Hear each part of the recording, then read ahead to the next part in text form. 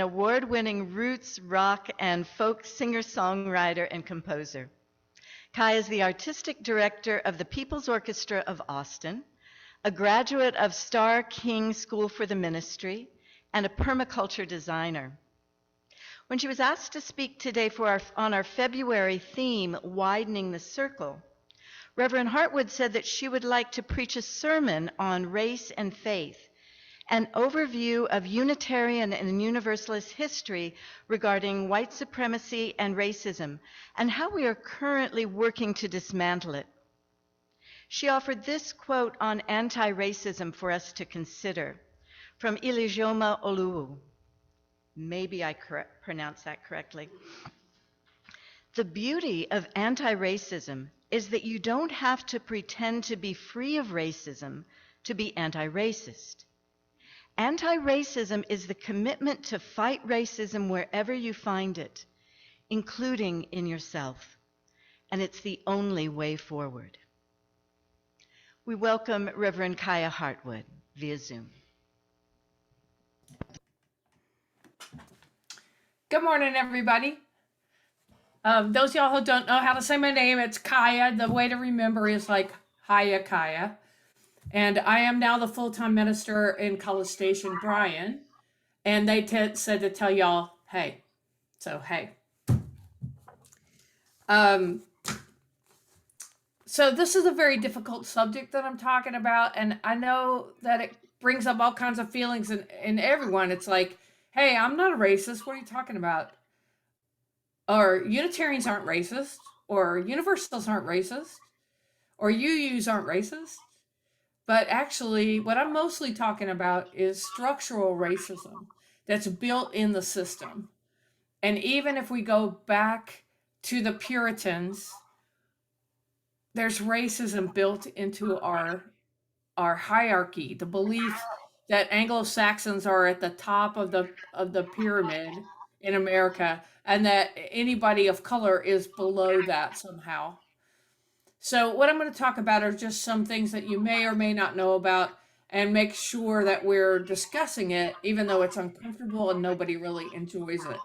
Like I always expect when I tell people that this is the sermon title, they're going to go, oh, I don't want to talk about that, or I don't want to think about that. And even that is a privilege that you have if you're a person that is at the top of the food chain and not a person who is marginalized and has to deal with it on a daily basis. So try to approach it with an open mind. The Radcliffe Dean Tomiko Brown Noggin says, we cannot dismantle what we do not understand. And we cannot understand the contemporary injustice we face unless we reckon honestly with our history. Yeah, I may end up talking a whole lot about Harvard today. Harvard's present president, Drew Faust, says, the past never dies or disappears. It continues to shape us in ways we should not try to erase or ignore. So, does it seem to you that people are talking more about racism since Black Lives Matter, since George Floyd, maybe since Trayvon Martin in 2013? Do you feel like it's become much more of a conversation? I just want to break it down and look at our history as Unitarian Universalists, because if we try to take on the whole culture, it's just too big, and it's way too big for one girl with 20 minutes. So I want to talk to you about Harvard. Harvard was founded in 1636, and in the Boston Harbor at that time, 2/3 of the ship were slave ships. 2/3 of the money coming into Harvard to build the buildings that were initially, built to educate Unitarian ministers. The money was coming from slave ships. If it wasn't coming directly from slave ships, it was coming from the rum or the sugar trade, which is very dependent on slavery, on chattel slavery. And we have to deal with that. A lot of the students before the Civil War were people who were raised dependent on slave money, whether it was the cotton industry, the textile industry, or in the West Indies. So, and those people sometimes brought their slaves with them to Massachusetts because slavery wasn't illegal in Massachusetts to start out with. There is not a denomination in America that didn't have pro-slave people at one point, even the Quakers. One of the things we can be proud of is in 1790, the Universalists came out with an anti-slavery proclamation. So they were the second denomination in America to do that. So that's something we can be proud of. But even if we get into the history of the denominations separately, there wasn't actually a Unitarian outcry against slavery, even through the Civil War. In fact, a lot of our abolitionist supporting ministers got grief from their congregations, maybe lost their jobs. Theodore Parker, who we revere a lot right now. Now, Theodore Parker was a Unitarian minister, but he wasn't from money. He wasn't from power. His grandfather had fought at the Battle of Lexington, but he was a farmer. And so Theodore Parker didn't come from money. And his colleagues thought he was too abolitionist. And so they almost kicked him out. And we don't talk about that part now. We talk about how great he was and how proud we are of him. And we should be. But he had to step outside of the church and have his own church that had like 3,000 people every Sunday, by the way. And everybody attended it, but it wasn't a Unitarian church, even though he stayed a Unitarian minister throughout his career. And he got in trouble because he was very involved in raising money for John Brown and the raid on Harper's Ferry. He and Thomas Wentworth Higginson, who you may have heard of if you're into Emily Dickinson, he's the UU minister that edited her poems, so they weren't published the way she wrote them until the 1950s. But that's a whole story for another day. But he actually was involved in raising money for the guns and the underground attack that John Brown did. And so he had to leave the country, and Theodore Parker had to leave the country. He ended up dying in Europe because he had to leave the country because the Congress was calling him up as a terrorist. So we have all kinds of interesting people in our history. Of course, we've got people from the UU of Charleston Church, John C. Calhoun, who was the vice president of the Confederacy. So we can't get too high and mighty about how right on every time we were, because we haven't been. There's a lot of power and class struggles in our history, and we need to face it really clear-eyed and get comfortable with the fact that we're complicated and we're not always in the right.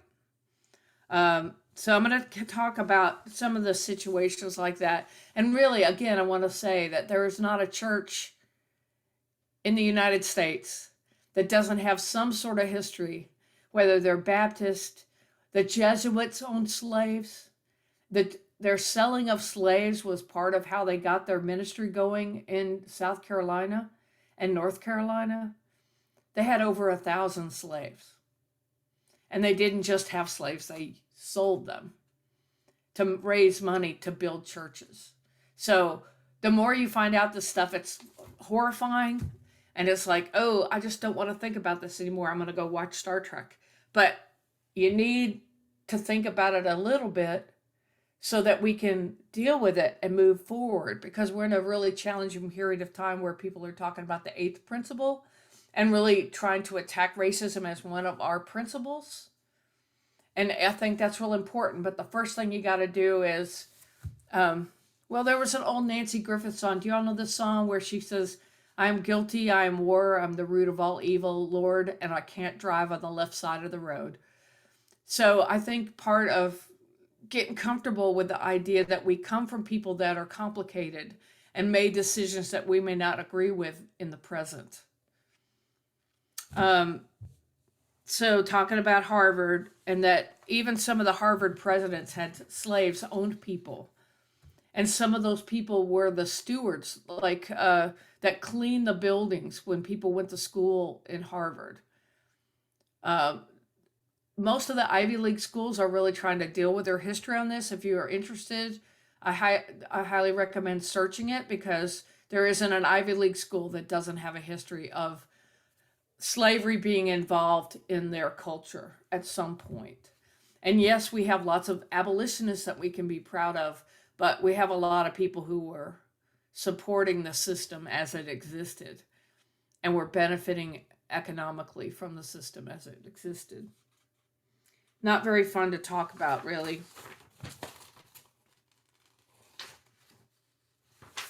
And it's not just a Southern problem. Almost all the really high dollar towns, including New York, had the second largest slave market before the Civil War. New York had that. Newport News was built on slave money. It's like, if as a Southerner, I've been faced with this conversation my whole life. Somebody always saying, "Oh, you're from the South, you must be a racist." And I think it's much more complicated than that. And it forced me to become historically minded, so that I could talk to people and say, well, really, that building that you love, that was paid for by slave money, or it was paid for by cotton textile mills.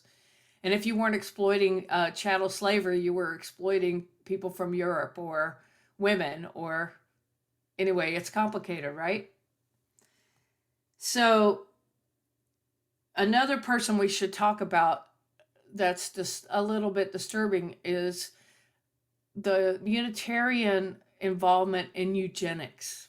Do y'all know what I'm talking about eugenics? Okay. We have a guy that was very famous. He was the president of Stanford, and he was a very famous fish scientist, actually, named David Starr Jordan. And in the early 1900s, late 1800s, he was the most popular author in Unitarianism. And Beacon Press published 19 of his books, and a lot of them are on eugenics.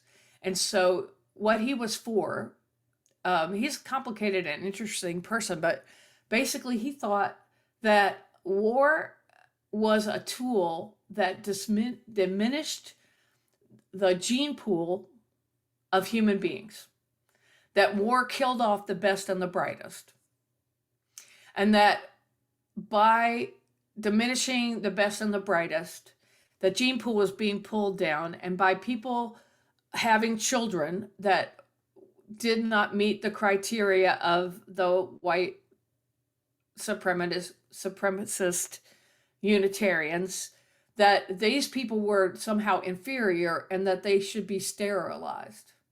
Literally. This is before World War II, where the Nazis get identified with this, but it was a common thought in the early 19th century in the United States as well. And it's real disturbing stuff. And people actually tried to implement some of this stuff. And especially in Native American communities, forced sterilization. Maybe you heard the stories during the Trump administration of women who had crossed over the border and were being detained, were being forcibly given hysterectomies. It's not over. It's still happening. But where it comes from is this idea that Anglo-Saxon culture is the top of the pyramid, and that they should be taking care of other people and making decisions about what is best for the human race, and that we are breeding to improve the human race. This is what eugenics is all about. Now, yes, they measured skulls and all kinds of other stuff, but Unitarians were all about it. And it's very disturbing, and we're not proud of it. And hardly anybody likes to talk about it because it is really, really disturbing, especially if you're a long-time Unitarian. Universalists, not so much. They have their own problems with spiritualism and Ouija boards, but that's a whole other day as well. But I want you to think about this, because these concepts get involved and associated with our denomination. And this leads to a person who worked for the UUA. His name is Lon Ray Call, Reverend Lon Ray Call. He worked for the UUA. He was a Southerner. He served churches. He was from North Carolina. He served churches in Louisville, Kentucky, the state that I'm from. He worked for the UUA for many years, developing outreach to create new churches. And we can thank him because 30% of the fellowships, I don't know where the history of your fellowship, but he personally was involved in starting 30% of the fellowships that are still going in the country.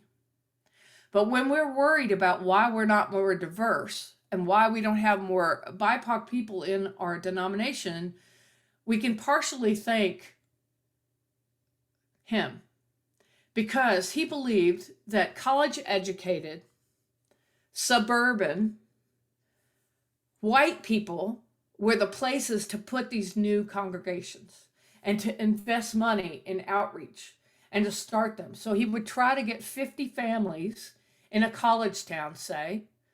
The Austin church is one of those churches that he helped start. You get 50 families together from the university or the university related community, all white, all educated people, and you get them to start a fellowship, and hopefully it grows to having a minister eventually. But that's how those churches got started. There's a really great book called Elite by Mark Harris, who's a minister in Massachusetts and a historian. It's a wonderful book, and you can get it through the UUA press, but it has a big section on this, like, why are we so white and why are we not diverse, and why there's reasons for this. There have been decisions that were made throughout time, and the more we know about it, the more we can dismantle it, because we are multi-generational. We have people who can remember segregation in our congregations, and then we have people who have no memory of 9/11. I mean, we have, the age group is wide. I can remember when there weren't computers, or certainly not personal ones. And I'm sure that you all have similar experiences. You're like, oh, what? You don't know who the Beatles are? I mean, like, there's a lot of things like that. And those of us who are the oldest in our congregations, who maybe came in as youth or as young people with families, when you joined the UU church, there were people in your church that were familiar with all these things I'm talking about. And the last thing I want to talk about is very specific to the UU situation, because we merged in 1961, Unitarians and Universalists. Now, our history is that we are very different class-wise. Unitarians tend to be the man. They come from power and education. They have more resources. Unitarians were more organized.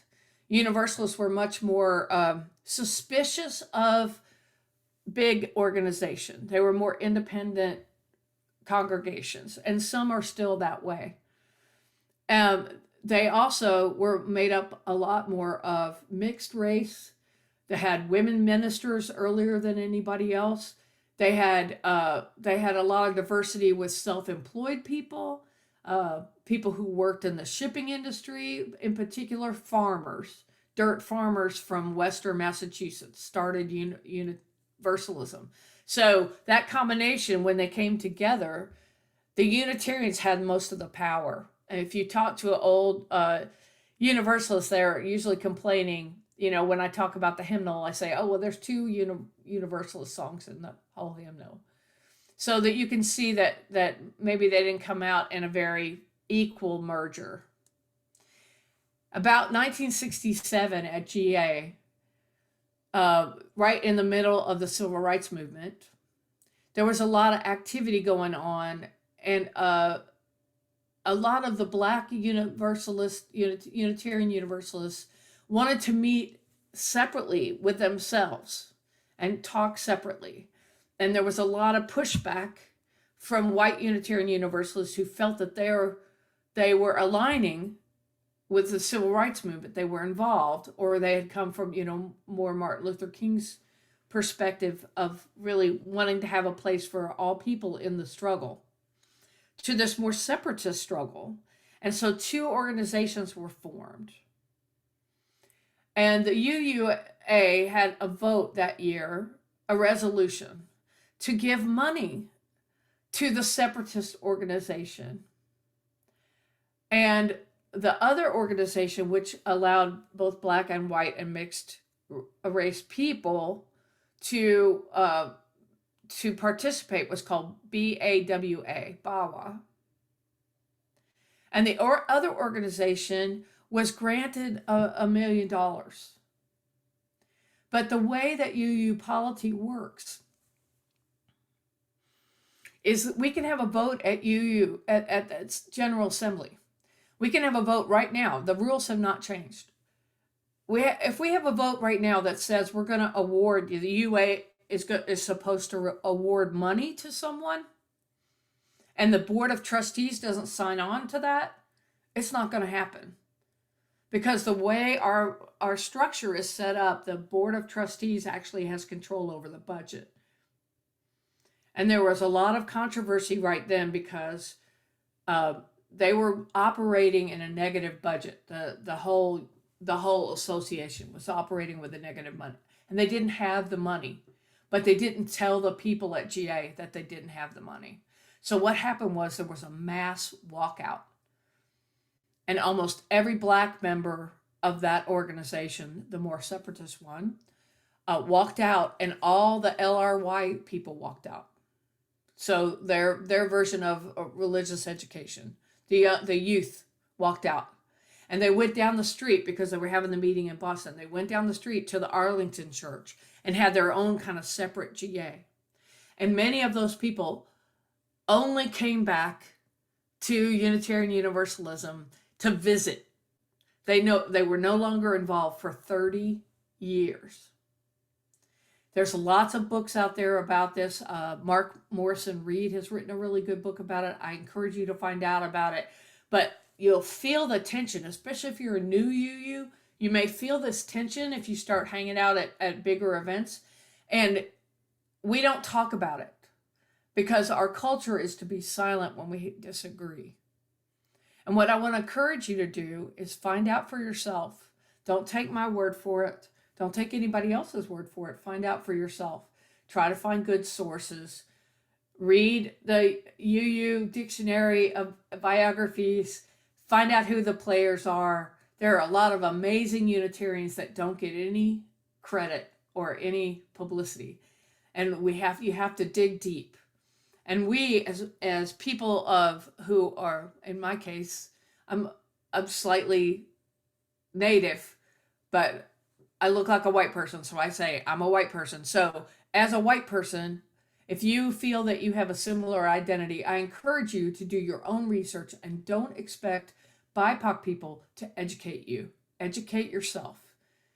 Be forthcoming about what you do and do not know about and what you're uncomfortable about. If this all makes you really, really uncomfortable, I suggest reading a book by Robin DiAngelo about white fragility. It's a very helpful book. There's a lot of great books out there. I'm happy to suggest things, and I hope it wasn't too hard on you to listen to this conversation. Thank you.